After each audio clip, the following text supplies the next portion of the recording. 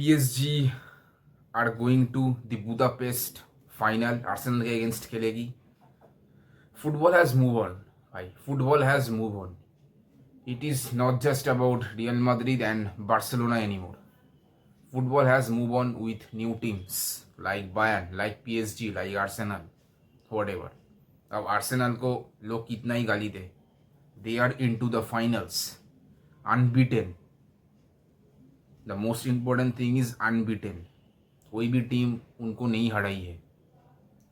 तो here you go guys.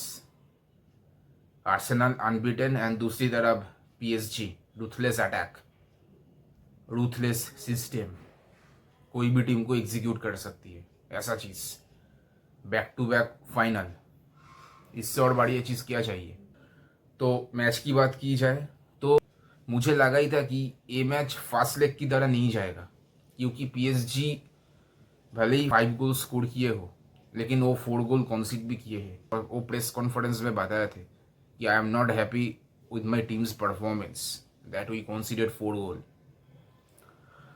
तो यहाँ पर एनरिके ने पूरा कैलकुलेटिवली खेला है बायर्न के अगेंस्ट एलियंस अरेना पर, क्योंकि सबको ही पता है बायर्न को एलियंस अरेना पर हराना इम्पॉसिबल थिंग है. इम्पॉसिबल थिंग, चाहे कोई भी टीम हो, चाहे वो रियल मैड्रिड हो, चाहे वो मैन सिटी हो, चाहे बार्सिलोना हो, इवन PSG. एलियंस अरेना पर हराना, होम ग्राउंड पर हराना इम्पॉसिबल टास्क है. PSG का यही स्ट्रेटेजी थी, फर्स्ट हाफ में या 1 गोल या 2 गोल आ जाए, उसके बाद हम पूरा डिफेंड करेंगे. 1 गोल आने के बाद पीछा कोराक्स के लिया ब्रिलियंट परफॉर्मेंस कल. फैबियन रुइज दोनों का कॉम्बिनेशन में पीछा कोराक्स के लिए डेम्बेले को पास कर दिया, डेम्बेले का शॉट बूम गोल. उसके बाद लुइस एनरिके ने पूरा इंस्ट्रक्ट कर दिया था, 2 गोल का लीड ले चुके हैं 6-4. तो अब हमें कुछ नहीं करना, अब सेफ हम डिपेंड करेंगे. तो कल वही हुआ. वर्स मोड की 1-on-1 डिफेंडिंग में बायर्न को पूरा खा गया. आप सोच सकते हो Michael Olise, Harry Kane, Luis Diaz, जो अभी पीक ऑफ हिज पावर है, वो लोग कुछ नहीं कर पाए. इतना मतलब कीजी डिफेंडिंग किया कल, इतना सारा compact defend. Pacho absolute brilliant, Marquinhos brilliant, उरंजर एमेरी. हाँ, कुछ चीज़ों में लुइस डियास ने उरंजर एमेरी को बीट कर दिया था, लेकिन थैंक्स टू जोआओ नेवेस ने कल जो खेल दिखाई है भाई, लुइस डियास पूरा आइसोलेट हो गया, क्योंकि स्टानिशिच उतना फॉरवर्ड नहीं है अनलाइक डेविस. हाँ, जब डेविस उसके बाद आया तो थोड़ा हमें बायर्न का अटैकिंग और भी ज़्यादा इम्पैक्ट देखी डियास की साइड से. लेकिन apart from that Luis Diaz कल पूरा आइसोलेट हो गया था. और नूनो मेंडेस तो सेम ओलिसे के साथ 1v1 लगे ही था पूरा एंटायर मैच में. ओलिसे भाई उतना कुछ इम्पैक्ट नहीं डाल पाया. कल ओलिसे का परफॉर्मेंस थोड़ा ड्रॉबैक लगा और थे भी. लेकिन सबसे बड़ी चीज़ है कि कल कंट्रोवर्शियल जो चीज़ें हुई है उसकी बड़े में. तो देखो, हम बात करते हैं पहले तो नूनो मेंडेस का अंडर आर्म पर लगी है बॉल. देखो, वो इंटेंशन नहीं था. हाँ, वो चीज़ अगर पेनल्टी बॉक्स पर होती तो रेफरी वो पेनल्टी 100% देती, लेकिन वो पिच के ऊपर हुई है और हुआ स्मोर. Nuno Mendes already yellow card थे, तो सेकेंड येलो कार्ड इतना मतलब जल्दी दे देना वो बहुत हार्श होता. और सच में देखो, I am not a bias, okay, I am a neutral fan. सबको पता मैं कौन से फैन हूँ. I am a Real Madrid fan. तो एज अ न्यूट्रल फैन मैं बोल रहा हूँ, वो हैंडबॉल नहीं था भाई, वो इंटेंशन नहीं था. नूनो मेंडेस से अपने आप को बचाने गया था और गलती से वो बॉल लग गई, वो इंटेंशन नहीं था. और चाहे वो येलो कार्ड हो या रेड कार्ड हो, card was very harsh to be honest. वो चीज़ पहले तो इंटेंशन नहीं था और कार्ड तो सोचो ही मत. पता है, मतलब बायर्न फैंस थोड़ा फ्रस्ट्रेटेड है इस चीज़ के लिए, क्योंकि बायर्न कल अच्छा परफॉर्म नहीं की पहली बात तो उसकी वजह से थोड़ा फ्रस्ट्रेटेड थे.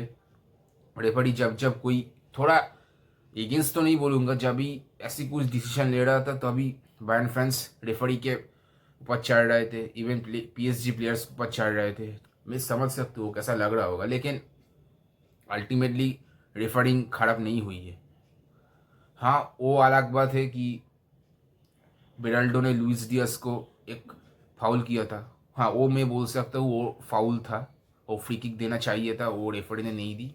हाँ, वो मैं बोल सकता हूँ रेफरिंग थोड़ा गलत था, वहाँ पर फाउल देना चाहिए था, फ्री किक देना चाहिए था, लेकिन वो नहीं दी। उल्टा लुइस डियाज को येलो कार्ड मिल गया जब वो प्रोटेस्ट कर रहा था। और एक चीज़ हुई है, जो नेवेस का हैंडबॉल, तो यहाँ पर मैं बोलूँगा, देखो वो थोड़ा कंट्रोवर्शियल चीज़ था जो नेवेस का हैंडबॉल, पहली बात तो, क्योंकि हम अक्सर ऐसा चीज़ होते हुए देखा है। जो नेवेस का हैंडबॉल बहुत ही कंट्रोवर्शियल था, लेकिन अकॉर्डिंग टू द रूल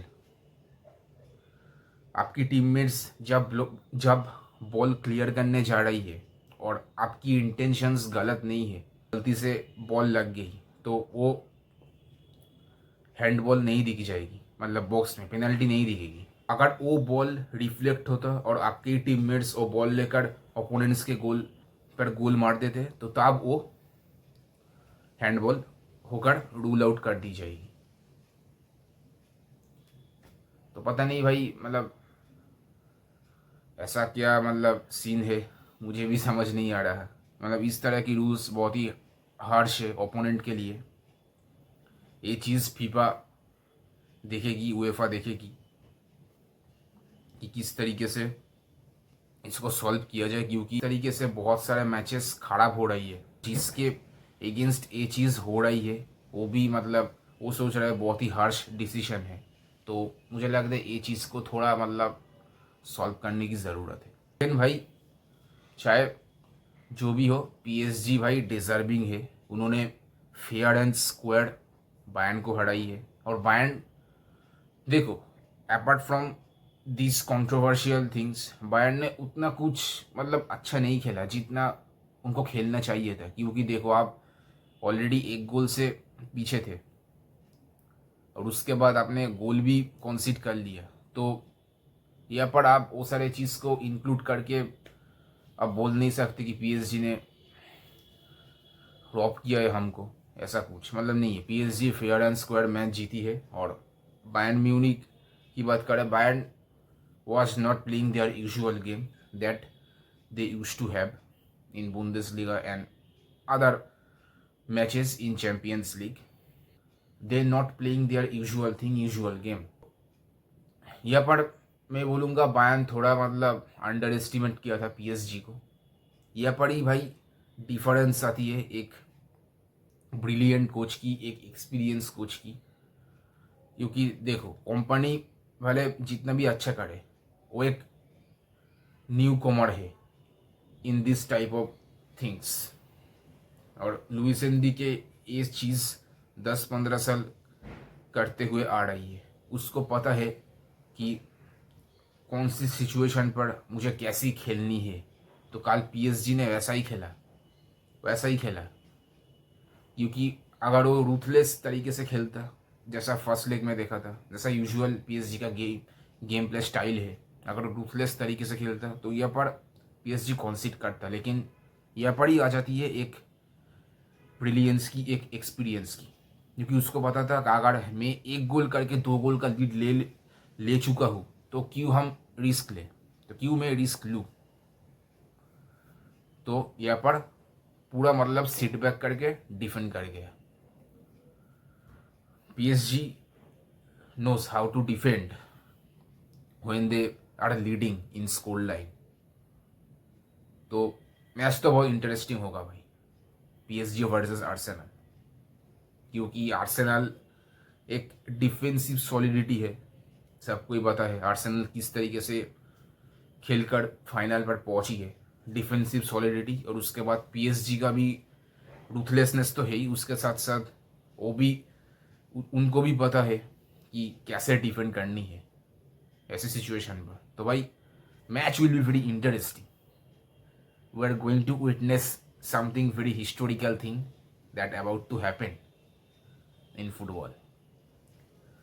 तो जैस दैट गाइज, अगर वीडियो अच्छी लगी हो तो please like share comment and subscribe करना। मिलते हैं नेक्स्ट वीडियो पर।